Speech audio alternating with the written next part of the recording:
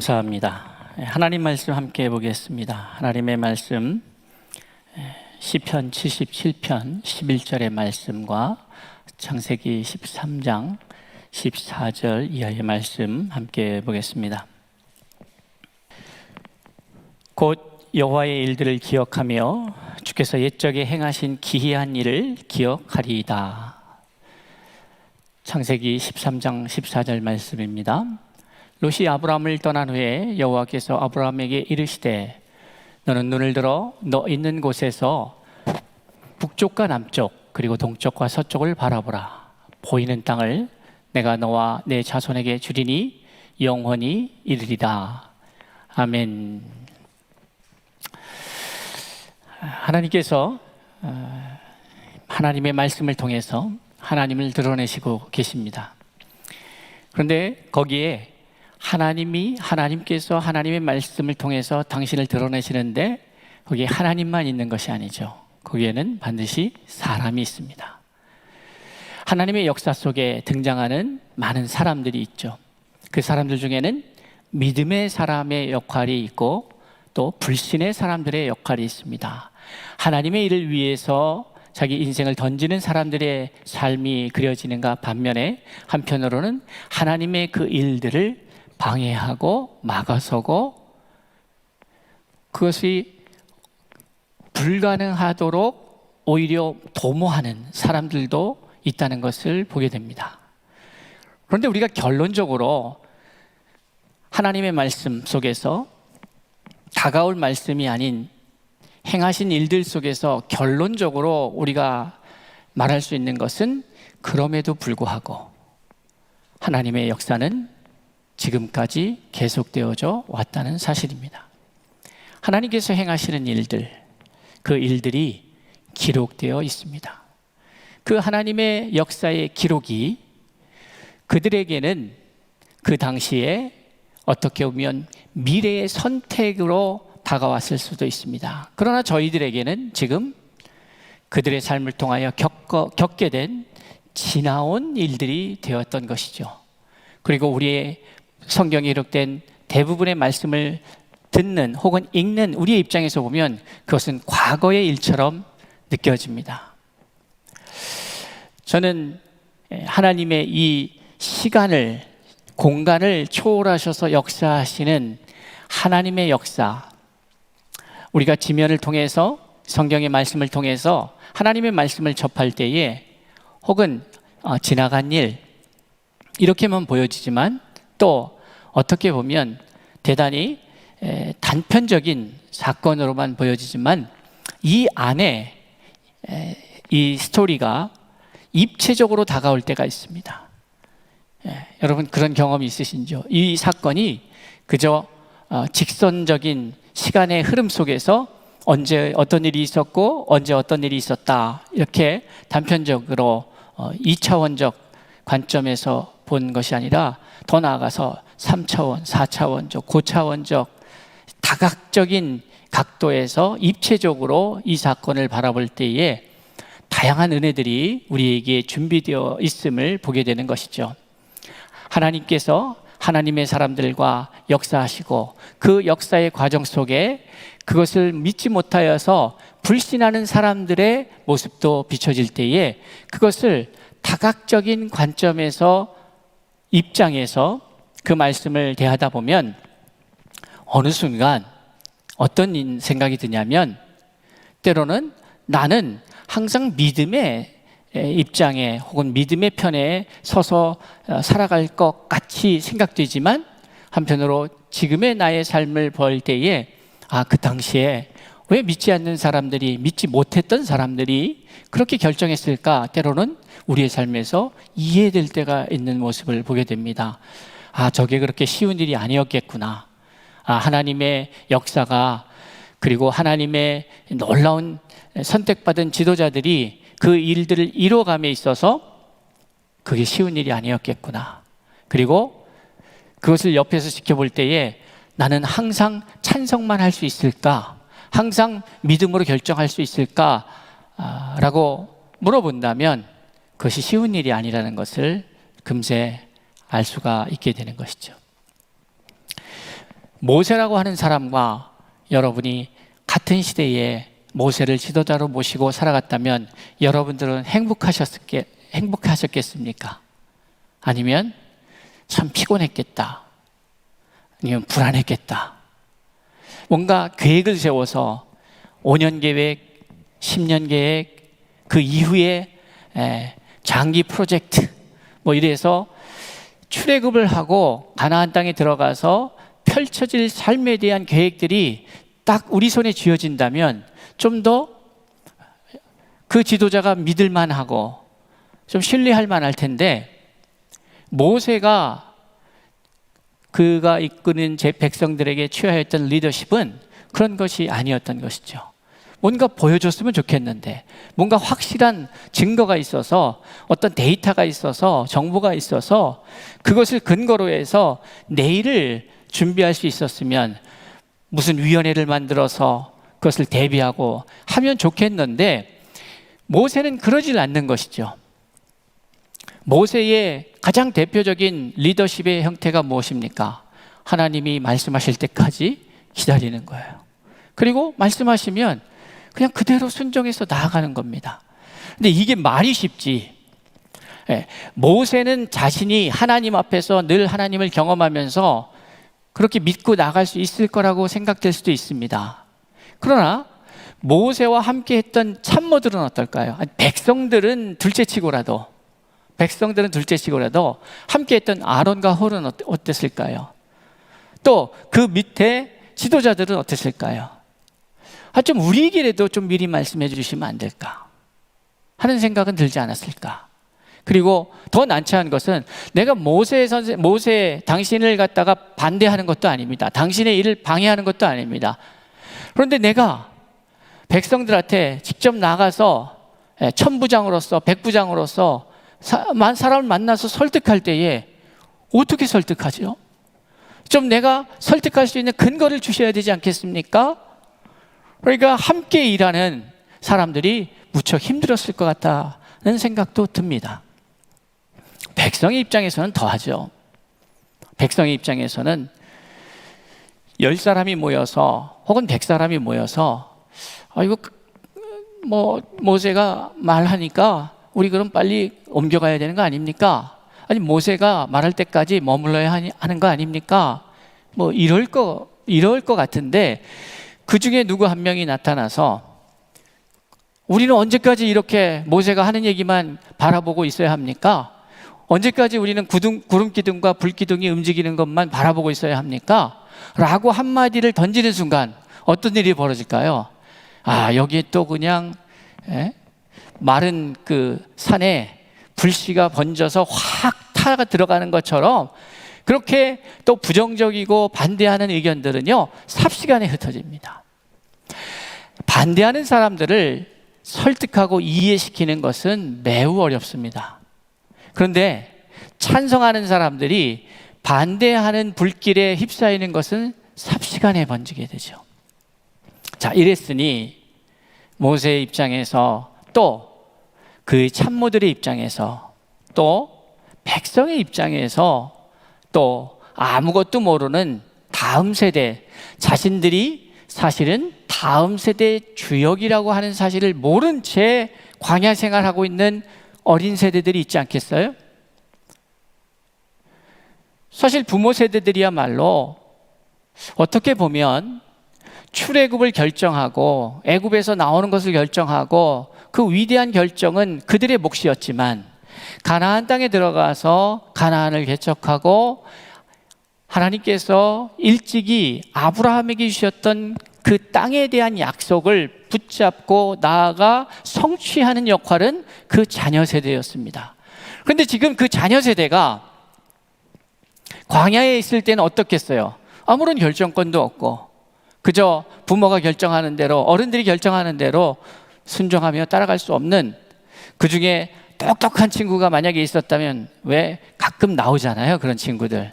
집안에 한 명씩은 있잖아요. 뭐 없습니까?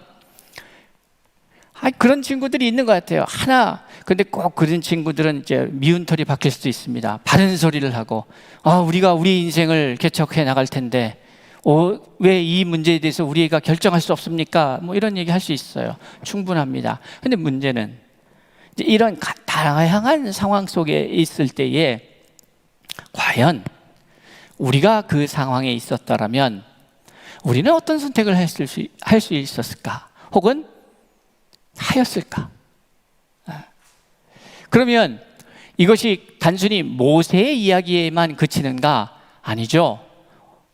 오늘 시편을 함께하고 있는데 시편 77편 이 아삽의 시라고 이야기 나오는데, 이 아삽이라고 하는 인물은 다윗 왕 시대에 이제 성전에서 그 삼교대로 매일매일 그 성전에서 찬양을 하는 찬양대가 있었습니다. 그 찬양대의 지휘자 중에 한 명이죠. 이 아삽, 다윗의 시대에 다윗의 리더십은 어땠을까? 또 생각해 봅니다. 때로는 살기 위해서 미친 척을 할 때도 있고, 그러면 살기 위해서 몸부림치고 있어요. 어떤 상황, 하나님의 믿음의 사람으로서 우리가 단순히 생각할 때에는 그 믿음의 사람이 왜 저럴까? 그냥 믿음으로 나가면 되지. 뭐 이렇게 말할 수도 있지 않겠습니까? 그러니까 그 다윗을 형님으로 혹은 지도자로 혹은 보스로 등등 어떤 형태로든 섬기고 있고 그의 리더십이 안에 있는 사람들 입장에서는 때로 다윗의 행위가 불만족스러울 때가 왜 없었겠습니까? 아니, 이해가 안 될 때가 왜 없었을까요? 그러니까 그것도 이해가 됩니다. 그러니까 우리의 이 공동체가 나아가는 데 있어서 다양한 입장들이 있다는 것이에요. 그리고 그것은 결코 가볍지 않고 결코 쉬운 일은 아니라는 것이죠. 그러니까 우리가 하나님의 말씀을 대하면서 모세가 그렇게 행하니까, 혹은 그 백성들이 그렇게 행하니까 왜 저렇게 믿음이 없이 행할까? 혹은 왜 믿음대로 저렇게 행하지 못할까? 이렇게 이야기하기에는 그 상황이라는 것이, 현실이라는 것이 우리가 잘 아는 바와 같이 매우 버겁게 느껴진다는 것입니다. 그런데 기억하십시오. 하나님이 그들 중에 거하고 계시다는 거죠. 그러니까 하나님이 그 상황과 형편을 다 잘 이해하신다는 거예요. 오늘 시편의 말씀을 우리가 한번 봅시다. 아삽의 시 이렇게 나와요.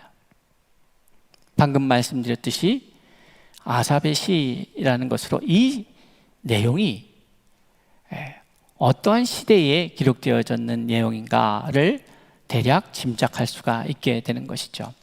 정확한 상황을 설명하지는 않습니다.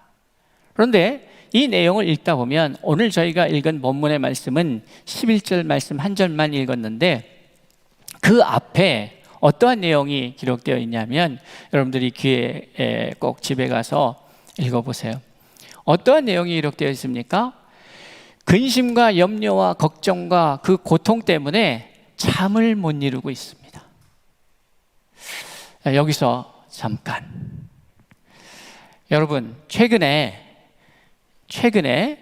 여러분 근심과 걱정과 염려 때문에 잠을 잘 수가 없었던 분들 혹시 계십니까?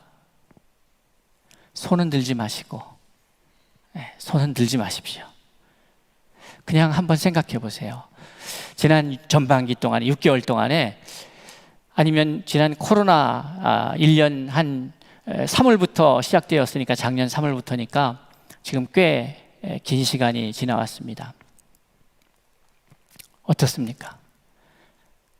염려 때문에, 근심 때문에, 걱정 때문에 잠이 안 오는 순간이 있으셨습니까? 아니면 좀 더 그 시간을 확장해서 보면 내 인생 속에서 그 근심이 나로 잠들지 못하게 하였던 때가 있는가? 모르겠습니다. 여러분의 상황과 형편과 살아온 삶을 제가 다 알 수 없기에 잘 모르겠으나 한 번쯤은 있지 않을까? 한 번쯤은 있지 않을까? 물론 아주 젊은 친구들은 그런 경험이 아주 없을 수도 있지만, 우리의 인생을 돌아볼 때에 그만큼 마냥 좋고 마냥 쉬운 삶은 아니었다는 것을 우리가 알 수 있게 되는 것이죠. 제가 지난 수요일인가요? 전화 한 통을 받았습니다. 제가 이 녹화를 하고 있었나요? 그 CBS 방송 때문에 제가 이제 녹화를 하고 있는데 전화가 왔다는 거예요. 우리 이재원 목사님께서 목사님 전화가 왔습니다. 그래서 무슨 전화가, 교회로 특징에서 저를 찾는 전화가 거의 없거든요. 왜냐하면 우리 성도님들은 핸드폰 번호를 아시기 때문에, 모르시는 분들도 계신가요? 핸드폰 번호로 전화가 오지 교회로 저를 찾는 전화가 오는 것은 그렇게 많은 일은 아닙니다. 그래서 내려가 봤더니 어떤 일이냐면 토요일이군요. 그날 토요일이었습니다. 토요일 새벽에 방송이 이제 CBS에서 방송이 됐잖아요. 그 방송을 보시고 이분이 저하고 상담을 하고 싶다고 해서 전화 연락이 온 거였어요. 그러면서 쭉 얘기하다 보니까 사실 잘 모르겠어요. 뭘 모르겠냐면 나중에 얘기하다 보니까 충신교회는 충신교회인데 다른 충신교회 같기도 하고, 얘기하다 보니까 방배동에 있는 충신교회래요. 그래서 방배동에 있었던 충신교회인데 이런 생각도 들고, 그런데 전화번호를 어떻게 또 찾아서 오신 거 보면 이게 또 맞는 건가 싶기도 하고, 그래서 전화 통화를 하다가 그런 얘기를 하다가 그분하고 그냥 웃었어요. 근데 그분은 어찌됐건 그렇죠. 뭐 이렇게 연결되었던 저렇게 연결되었던, 그래서 CBS를 보셨어요? CTS를 보셨어요? 제가 물었죠. 잘못 보신 거 아닌가. 근데 어쨌든 은혜를 잊고 저한테 전화를 한 거죠. 어쨌든 연결이 됐잖아요. 그래서 조금 짧지 않은 시간 제가 이야기를 좀 들어드렸어요. 은퇴하신 여성 전도사님이셨는데, 그래서 이렇게 말씀을 나누는데 저도 이제 여기 일이 있어서 그 리허설 중간이었군요. 여기 올라와 봐야 되는데 얘기가 좀 길어졌어요.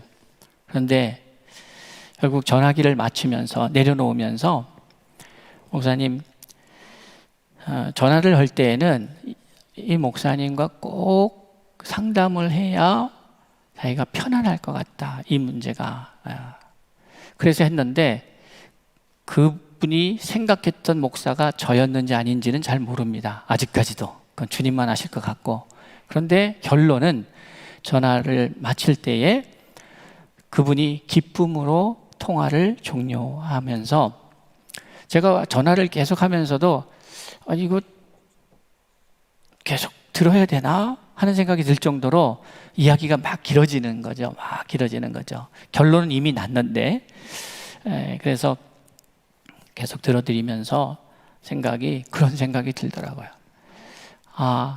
어떠한 과정을 통해서 저하고 연결되었든 이 시간 한 영혼이 슬픔과 혹은 절망과 혹은 낙담과 근심을 갖고 전화통화를 시작했는데 마칠 때에 웃으면서 마칠 수 있다는 그것이 얼마나 귀할까 하는 생각을 한번 해보게 되었습니다.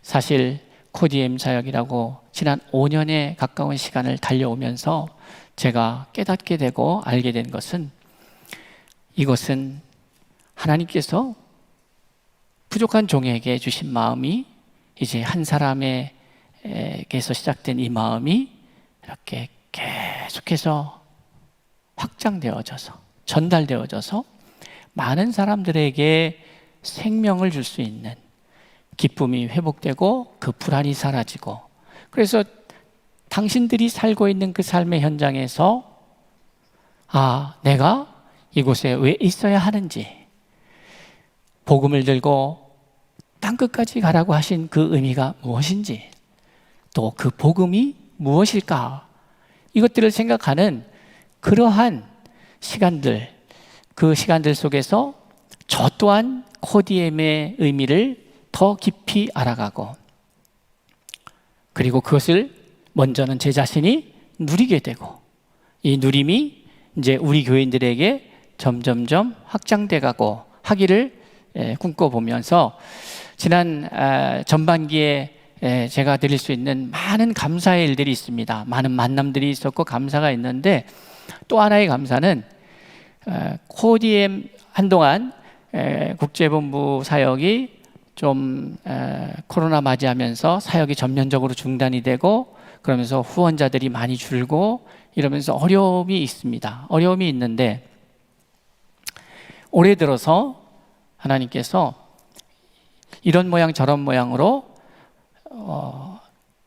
어떻게 보면 새로운 후원자들을 가입케 하고 풍성해지는 은혜들을 또 경험하게 되었습니다. 또 아직 저희 교회 성도들 중에도 이 코디엠에 대한 이해가 충분하지 않기 때문에 함께 동참하지 못하는 분들도 있는 것으로 저는 잘 알고 있습니다.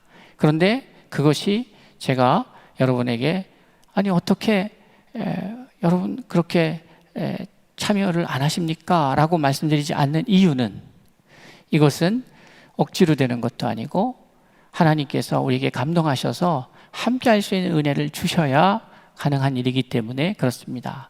그런데 많은 분들을 제가 만나면서 하나님 앞에 감사할 수 있었던 것은 하나님의 때가 있다는 것에 대해서 다시 한번 생각할 수가 있었죠. 저는 저의 조바심이 있고 일을 진행하는 데 있어서 성급하게 또는 조급하게 그 일들을 진행하려고 하는 마음이 제 안에 있을 때, 하나님께서 때로는 아무 말씀 없이 그저 그 일들을 멈추시고 아무 일도 할 수 없는 상황 가운데에 놓으시고, 이럴 때마다 참 조급하기도 하고 성급하기도 합니다. 그런데 하나님이 때가 되면서 하나님의 때에 그 일들을 열어가시는 것, 그래서 생각지도 않은 분들을 만나게 하시고 그분들이 또 이 일에 기꺼이 기쁨으로 동참하게 하시고, 지난주에는 한 목사님이 저희 교회 방문하셔서 꽤 긴 시간, 제 기억으로 월요일이었습니다. 꽤 긴 시간, 목요일이군요. 좀 시간을 이게 시간을 잘 모르겠더라고요. 코로나의 시간을 지내면서 제일 웃긴 게 잘 시간을 모르겠어요. 거기서 거기 갔고, 어쨌든 목요일 날 오셔서 점심 식사를 제가 대접을 하고 꽤 긴 시간을 코디엠에 대해서 나누는 시간을 가졌습니다. 그런데 그 과정 속에서 이 목사님이 너무너무 저한테 상담을 받으러 오신 거였어요. 재밌죠? 제가 볼 때는 저보다 더 능력이 있으신 분인데 상담을 하러 오셔서 이런 얘기를 시작했는데, 제 별명이 뭡니까? 기승전 코디엠이지 않습니까? 그분이 어떤 의미로 상담을 받으러 왔던 상관없이 저의 이야기로 들어가서 코디엠이 이야기를 풀어갔는데, 이분이 얼굴이 밝아지고 너무너무 이렇게 본인이 흥분되셔서 나중에 가서는 저한테 저희 아내와 회원으로 가입하여서 후원하겠습니다 하고 그걸 보내주셨어요. 제가 너무 감사했어요. 노력을 한 것도 아니고 제가 사람들을 찾아다니면서 하십시오 함께 합시다 한 게 아니라 하나님이 보내주셔서 그것을 나누기 시작할 때에, 그러면서 그분이 한 의미 있는 말이 있습니다.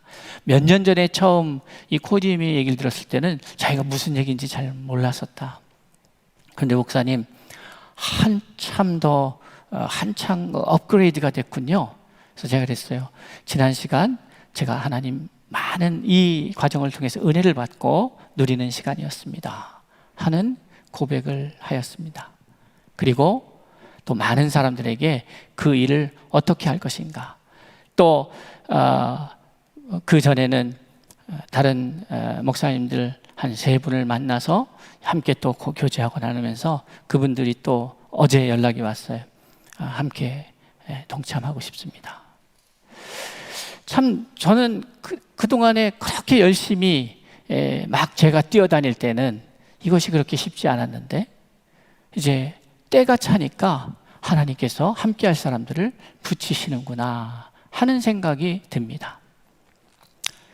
여러분, 다음 주에는 지금 예정되어 있기로 라오스에서 선교하시는 우리 김만갑 선교사님께서 오셔서 7월달 선교헌신 예배 강사로 섬겨 주십니다.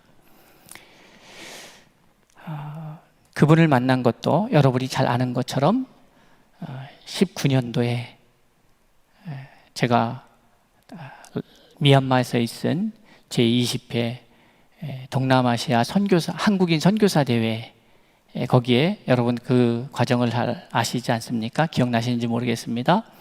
저희가 재정이 될 수 없는데 하나님께서 교회 재정 건드리지 않고 성도들이 뿐만이 아니라 우리 교회 밖에 있는 다른 사람들을 통해서 후원해 주시고 헌금해 주셔서 결국 그곳에 갔는데 만난 분이 그 선교사님이시죠. 그리고 코디엠 주식회사가 또 시작되는 단초가 되는 분이 또 그분이었습니다.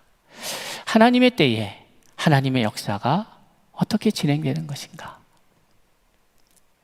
전혀 생각지도 않게 또 성규호 목사님이 그 자신의 한 50년 설교자로서의 삶을 좀 정리하시면서 후배들에게 또 웬만하면 거의 다 후배지 않겠어요? 이제 80이 넘으셨으니까 제자들에게 좀 어떻게 도울 수 있을까 해서 정리를 하셔서 저에게 넘겨주셨고, 제가 이걸 보면서 저뿐만이 아니라 많은 분들에게 그걸 나눠주신 거죠, 원고를. 근데 저는 그걸 받아보면서 하나님, 이게 좀 더 많은 사람들이 함께 할 수 있는 책으로 만들어지면 어떨까, 이런 생각을 하고 있던 차에 다른 출판사에서 그 책을 만들어서 저에게 이제 재밌는 것은 만들기는 저쪽에서 만들었는데 그 판권과 그 유통은 저한테 맡기신 거예요. 그래갖고 제가 그 책을 갖고 있어요. 이걸 어떻게 하나, 이걸. 그러니까 사실 말이 좋아서 판권이, 유통권이 있지, 그걸 이제 처분을 해야 되는 책임이 이제 저한테 있게 된 것이죠. 근데 그러면서, 우리 코디엠 사역을 통해서 앞으로 나아갈 방향을 정하면서 책을 계속 그 관련한 책자들을 발간하고 이런 것들이 필요하지 않겠는가. 그리고 제가 최근 한 2달 사이에 많은 분들을 만나게 됐는데, 많은 분들을 만나면서 저에게 요청했던 분들이 목사님, 코디엠의 책이 나와야 되지 않겠습니까? 라는 요청이었습니다.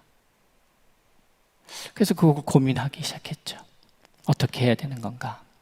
그래서 이제 코디엠, 도서출판 코디엠이 시작이 되고, 지금 이제 곧 다음 달에 지금 예상하기로는 성규호 목사님께서 주신 원고를 근거로 해서 이미 나온 책은 절기편, 기독교 절기가 있지 않겠습니까? 절기에 필요한 설교들의 그 자료집이 나왔는데, 지금 준비 중인 것은 교리편 것이 나오는데, 그냥 우리끼리니까 우리께 훨씬 좋습니다. 제가 이렇게 고백하는 것은 나중에 제가 그 책을 여러분에게 소개할 텐데, 나오면 훨씬 좋은 정도를 넘어섭니다. 이것도 저는 감사하죠. 그것이 우리 교회 성도들의 중에 함께 하나님께서 주신 은사를 갖고 그것이 사용되어져서 나오는 책자이기 때문에 더 귀합니다. 등등. 5년 전에 아무 마음 없이, 아무 제 계획이나 아무런 제 플랜이 없이 그냥 주신 마음을 붙잡고 그 미친놈처럼 외치면서 시작했던 그때가 기억이 납니다. 물어볼 때에 자세히 답할 수 없는 제 답답함도 있었습니다. 어떻게 할 건가? 제 계획 속에는 그것이 없었습니다. 하나님이 저한테 주신 마음은 그냥 마음이었습니다.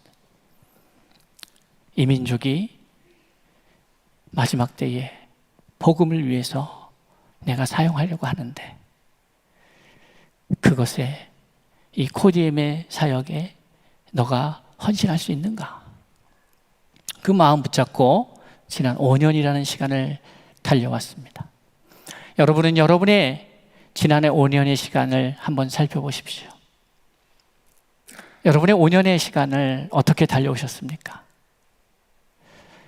저에게 있어서의 5년의 시간은 코디엠이었습니다.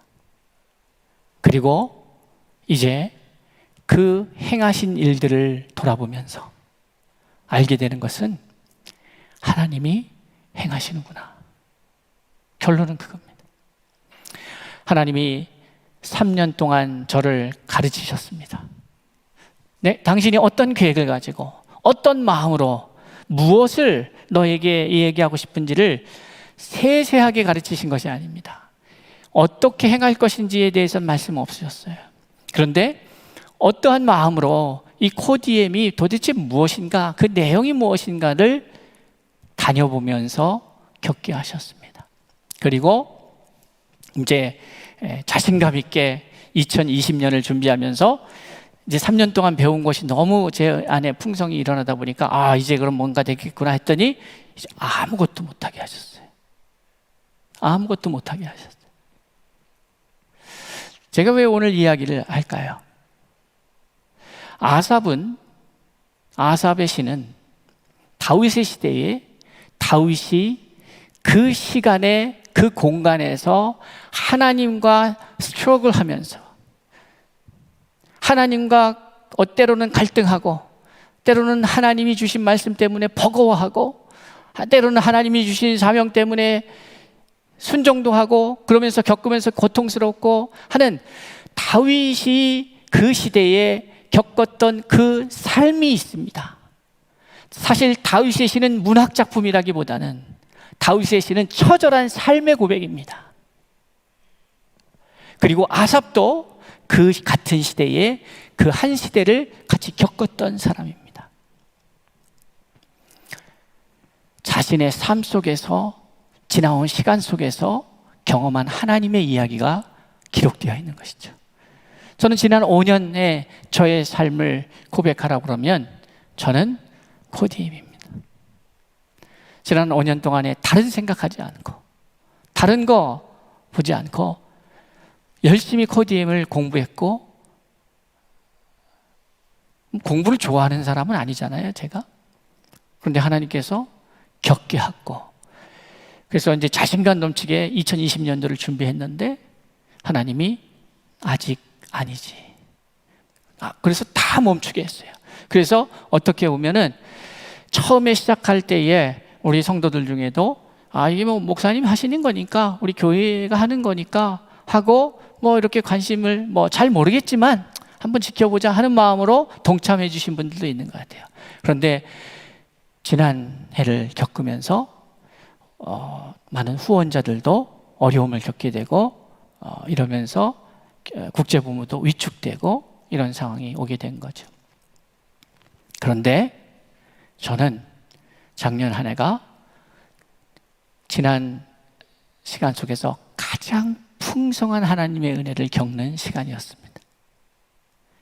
그래서 지난주에 목요일 날 뵀던 목사님께서 몇 년 전에 코디엠에 대해서 들었을 때하고는 다른 차원의 이야기를 들을 수 있게 된 것이 그리고 그분이 관심을 갖고 함께 하겠다고 그러고 한 것이 바로 지난 한 해 동안에 하나님께서 움직이지 마. 그리고 돌이켜 3년의 시간을 돌아보면서 제 생각들을 정리해 주셨고 그것들이 방송을 통해서 정리된 자료로 남아있고 이런 과정을 거친 거죠. 제 계획 속에 있었던 것이 아니었습니다. 하나님의 인도하심이었습니다. 그러기에 제가 단연코 말씀드릴 수 있는 것은 그리고 저와 가까이서 함께했던 분들이 알 수 있는 것은 진짜 불기둥과 구름기둥이 있구나. 인도하시는 대로. 대단히 어려운 부분이라고 생각합니다. 저도 답답했고 지도자로서 우리 당회원들에게 혹은 성도들에게 뭔가 구체적으로 뭔가 보여주고 싶은데, 뭔가 성과가 일어났으면 좋겠는데, 그런데 하나님 잠잠하실 때 참 답답할 때가 있었고 조급할 때도 있었던 것이죠. 그것이 지나온 5년이었고, 그런데 저는 오늘 이 말씀을 준비하면서 또 지난주에 그 같은 주제로 함께 시간을 감사 예배로 보내면서 이것을 준비하는 단계부터 해서 제가 보면은 한 달이 넘는 시간, 이 기획 단계부터, 감사제 기획 단계부터 해서 한 달, 2달 가까운 시간을 한번 쭉 생각을 해봤어요. 묵상하면서.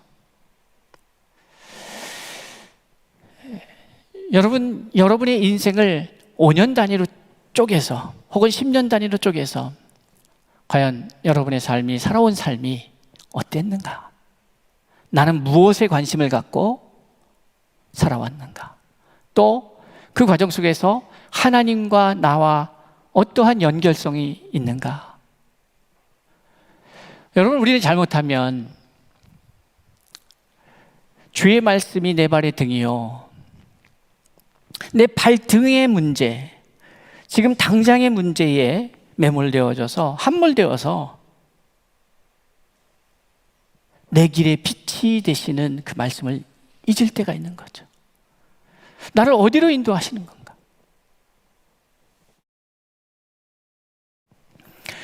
행하신 일을 바라보는 의미는 행하실 일을 어떠한 프레임을 가지고 볼 것인가를 결정하기 때문에 그렇습니다.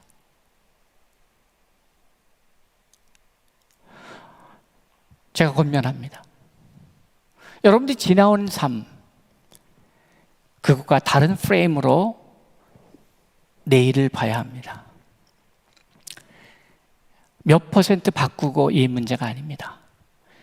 이제 포스트 코로나 시대, 코로나 이후의 시대는 너무너무 다릅니다. 어떠한 사건에 대해서 지금 이 자리에 참석하고 있는 구성원 중에서도 20대가 바라보는 그 사건에 대한 해석과 이해와 80대 혹은 70대, 60대, 50대가 바라보는 사건의 이해가 전혀 다릅니다. 그래서 전혀 어떤 분들은 어떤 상황을 통해서 깔깔깔깔깔 보고 웃는데 그 윗세대들은 쟤네들은 이게 뭐가 재밌다고 웃지? 라고 말하고 있는 것이죠. 어떤 상황을 바라보는 이 프레임 자체가, 관점 자체가, 세계관 자체가 다릅니다. 그렇기 때문에 우리는 내 경험을 기반으로 해서 우리의 자녀들을 가르칠 수가 없습니다. 어려움을 겪게 됩니다. 하나님께서 그들을 이끄셔야 합니다.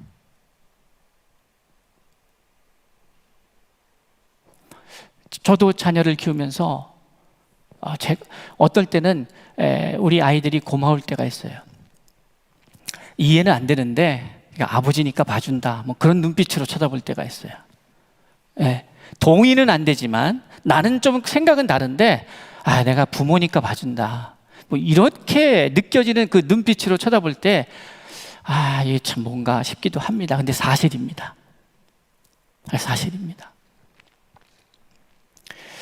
저도 마찬가지 아니겠습니까? 제가 한국에 올 때 30대였는데 지금은 50대를 살아가고 있습니다. 그럼 제가 청년들을 볼 때, 혹은 30대의 우리 성도들, 40대의 성도들을 볼 때에 제가 이해 안 될 때가 있을 거라고 생각합니다. 저도 여러분이 이해가 안 가니까요. 그런데 중요한 것은 여러분, 우리의 삶 속에 계속해서 우리와 동행하시는 하나님은 늙지도 않으시고 쇠하지도 아니하시는 현존하시는 하나님이시라는 사실입니다. 하나님은 여러분과 세대 차이를 느끼지 않습니다.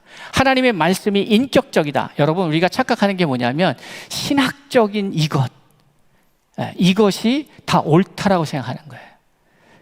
여러분, 하나님의 말씀이 인격적이라고 하는 것은요, 여러분의 수준에 맞게 여러분의 언어로 하나님이 다가오신다는 얘기예요.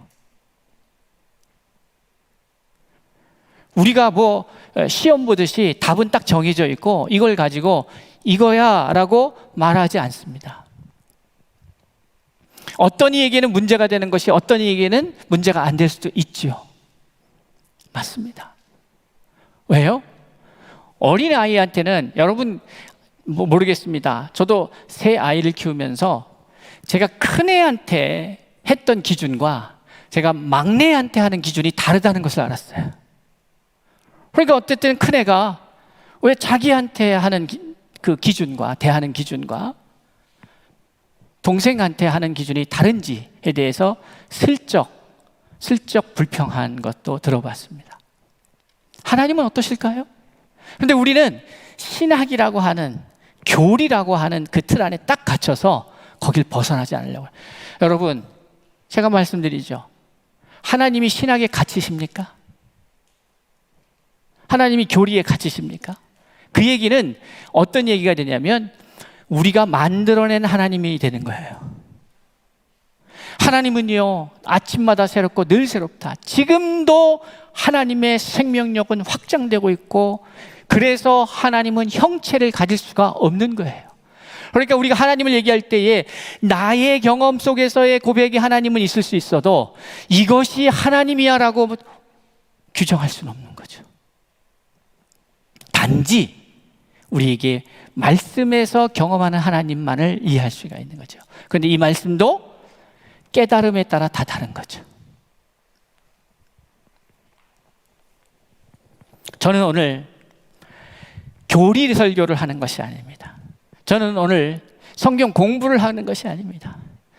지난 시간들 제 개인적으로는 저희 개인의 사생활 속에서의 5년의 시간이 있었고, 사역적으로는 코디엠의 5년의 시간을 돌아보게 됩니다.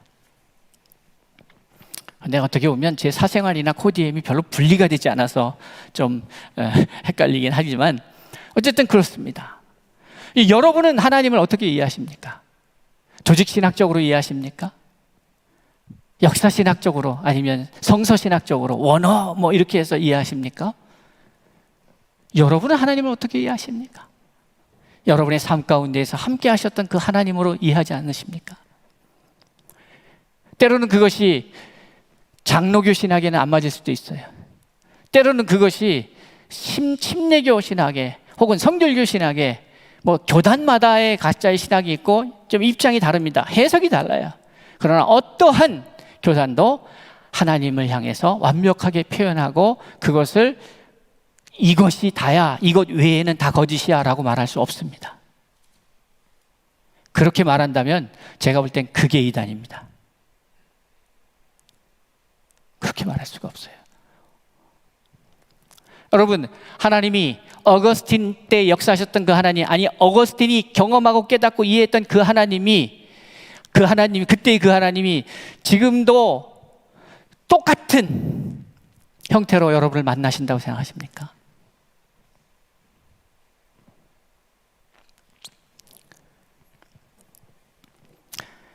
실질적으로 여러분의 지나온 삶을 한번 돌아보십시오.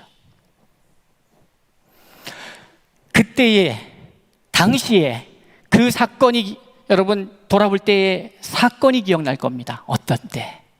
근데 그 사건을 마주할 때의 여러분의 기억에 또렷하면 또렷할수록 그것은 아주 나빴던지 아주 좋았던지겠죠. 그런데 좋았던 일보다도 아주 안 좋았던 일들이 더 기억에 생생할 수도 있습니다. 그런데 그때에는 그것이 내가 이걸 견딜 수 있을까? 이걸 이겨낼 수 있을까? 한 적도 있죠. 그런데 지금 이 자리에 앉아 계시지 않습니까? 때로는 순간순간 하나님을 떠날 수밖에 없었던, 아니 떠나야 되는, 혹은 떠날까 하라고 고민했던 순간은 없으셨습니까? 그런데 지금 여기 앉아 계십니다. 하나님의 은혜이죠. 여러분이 잘났었습니까? 그렇게 생각할 수 있습니다.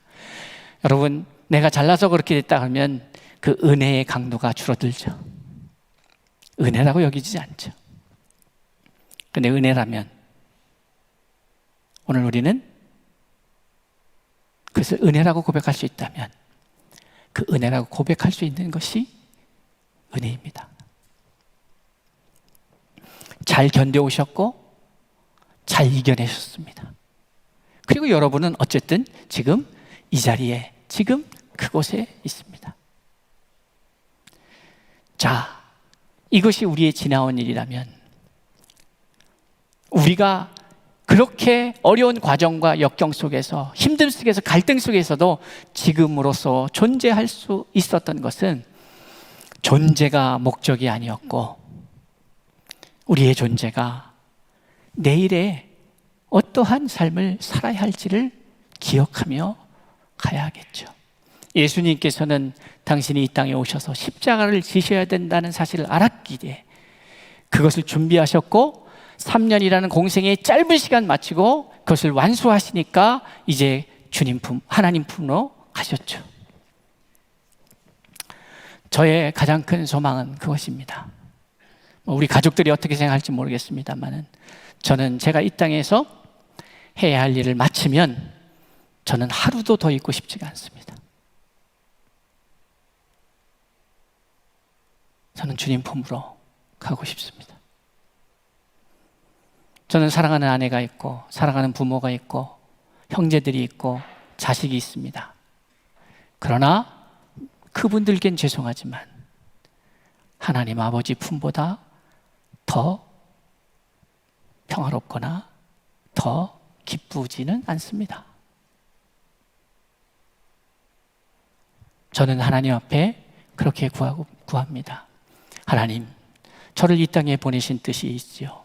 그것을 이루시면 그 다음엔 저는 주님 품으로.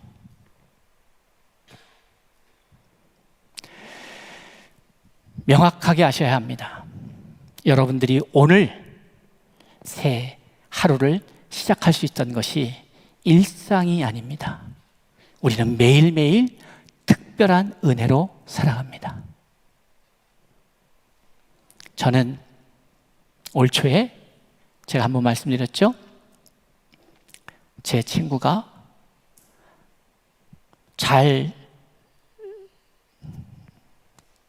잠을 청해서 잤는데 아내가 일어나니까 고인이 되었어요. 아무 증상이 없이 그냥. 또 저희 영적인 아버지 되시는 목사님, 그렇게 빨리 가실 줄 몰랐는데 가셨어요. 여러분, 지금 여러분이 살아있다는 것 하나님 앞에 감사하셔야 해요. 그런데 그 감사가 살아있음의 감사는 반쪽짜리 감사입니다.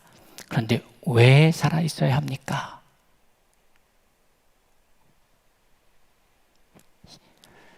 이것이 중요한 거죠. 그것을 물으셔야 합니다.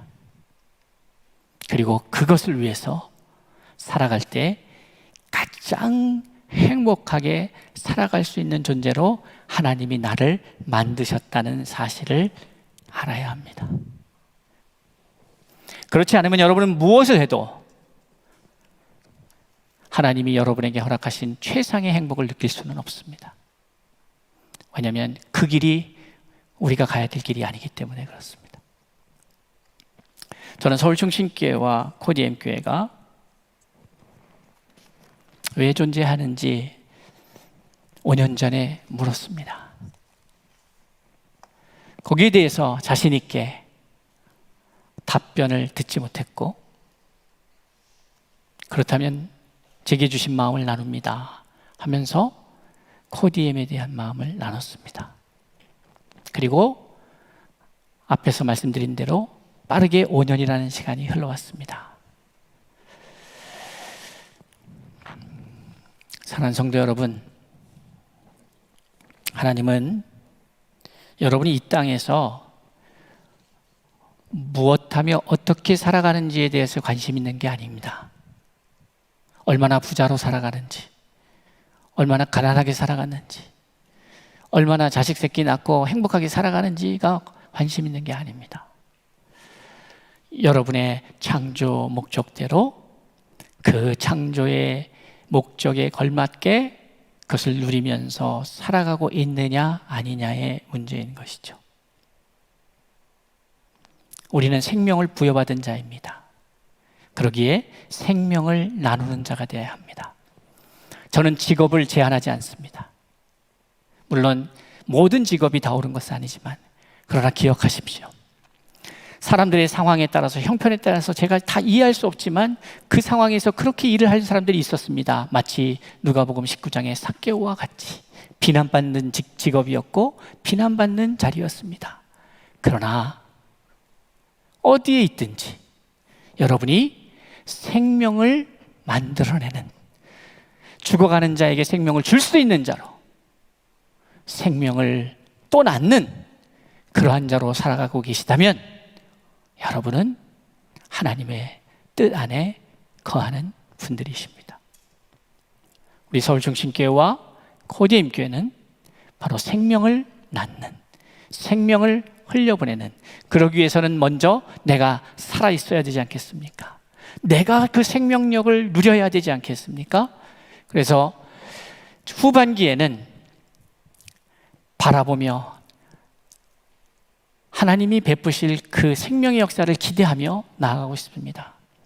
여기 얘기가 길어졌는데 창세기 13장 14절 이하의 말씀은 바라보라는 것이었습니다. 그러면 아브라함이 무엇을 바라봤을까? 땅을 바라봤을까요? 여러분, 요 이야기만 하고 마칩시다. 여러분, 아브라함이 바라보라 그랬어요. 북쪽과 남쪽과 동쪽과 서쪽을 바라봐라 했는데 딱 바라봤을 때에 뭘 봤겠습니까? 땅을 봤을까요? 요즘 부동산이 핫하니까. 예? 뭘 봤을까요? 제가 아브라함이었다면 저는 이랬을 것 같아요. 창세기 12장에서 나에게 약속하셨던 그 약속을 떠올리면서, 아, 이 땅에서 그 약속의 말씀을 이루시겠다는 건가?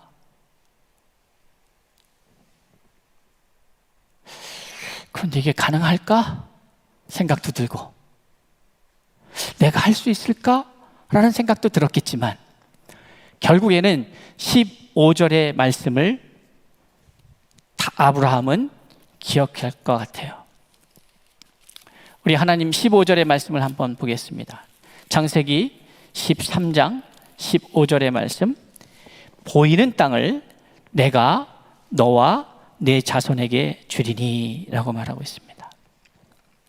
보이는 땅을 내가 너와 내 자손에게 주리니 영원히 이르리라. 근데 이 땅을 이야기할 때에 창세기 12장의 말씀으로 아브라함은 생각이 돌아갑니다. 너는 너의 고향과 친척과 아버지의 집을 떠나 내가 내게 보여줄 땅으로 가라. 창세기 12장 1절입니다. 2절, 내가 너로 큰 민족을 이루고 내게 복을 주어 내 이름을 창대하게 하리니 너는 복이 될지라. 너를 축복하는 자에게는 내가 복을 내리고 너를 저주하는 자에게는 내가 저주하리니 땅의 모든 족속이 너로 말미암아 복을 얻을 것이라 하신지라. 이 말씀이 생각났겠죠. 아, 이제 이 땅에서 하나님이 그것을 이루어 가시겠구나. 다시 말씀드려서 우리가 하나님이 보여주실 땅, 미래의 시간, 미래의 그 인생, 우리의 무대를 바라볼 때에 어떻게 바라볼 것이냐 하면 바로 하나님이 내게 주신 약속의 말씀을 붙잡고 바라봐야 된다는 것입니다. 그 미래는 내 야심이나 욕망이나 그것이 아닙니다. 하나님이 내게 약속하신 그 말씀을 붙잡고 나는 내일을 바라봐야 하는 것입니다. 그렇지 않으면 우리는 어떻게 살아도, 얼마나 성공해서 얼마나 유명하게 살아도 다 헛 인생이 되는 것입니다. 제대로 된 인생을 살면서 다 마친 이후에는 모세를 건강하지만 데려가셨던 것은 모세를 위한 것이었고, 엘리야도 데려가셨고, 예수님도 승천하셨습니다. 바람이 있기는 저는 그런 바람이 있어요. 우리 성도들은 해야 할 일 마치면 죄송하지만 해야 할 일 마치면 아프지 않고 건강한 몸으로 계시다가 하나님께서 여러분을 영원한 안식으로 들이신다면 저는 그것이 축복이라고 생각을 합니다. 그러한 은혜가 있기를 바랍니다. 하나님의 나를 향한 계획을 온전히 이룸으로 다 이루었다, 후회 없는 인생을 향한 일성을 던질 수 있는 저와 여러분이 될 수 있기를 바랍니다.